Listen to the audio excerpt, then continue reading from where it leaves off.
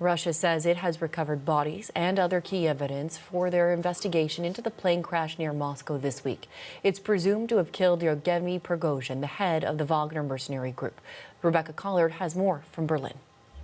Russian investigators say they've recovered these 10 bodies and the flight recorders, and the next step will be to do genetic testing on these bodies to confirm that Yevgeny Prigozhin was in fact on this plane. So we know that he was on the passenger list along with other top Wagner members and commanders, but so far we haven't had it really confirmed that he was on this plane. Now, we do know that Western intelligence agencies have also said that they believe that he is dead, that he was on this plane, and of course they've put the blame on Russia, or at least alluded to the fact that they believe that this was an assassination by the Kremlin or Putin of Yevgeny Prigozhin because of this short-lived but attempted mutiny 2 months ago. Now, Western intelligence agencies also have not provided any evidence to say why they believe this was an assassination by the Russian government or by Putin. But I will say, Natalie, since these Wagner fighters made this march on Moscow a little more than 2 months now, a lot of observers have been saying that essentially Yevgeny Prigozhin was a dead man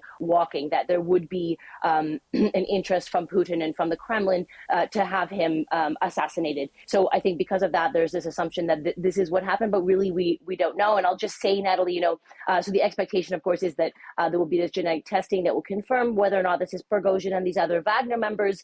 And then the flight recorders, of course, will give a better picture of what exactly happened, how this plane went down. But I will say, and we've talked about this before, Natalie, there is very little independent or foreign reporting coming out of Russia now. And as far as we know, no foreign or independent journalists have been allowed to visit this site. And I would say it's pretty unlikely that they will have access to the results of this genetic test or these flight recorders.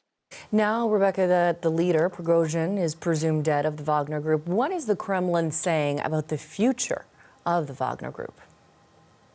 Yeah, I think that's the big question. Even for the last 2 months since this mutiny, there's been this kind of wondering what's happening next with Wagner. Now, just yesterday, the Russian government posted something on a government website saying that Wagner fighters and other fighters will be required to sign an allegiance to the Russian government and to the Russian military. We don't know how many people will be willing to do that.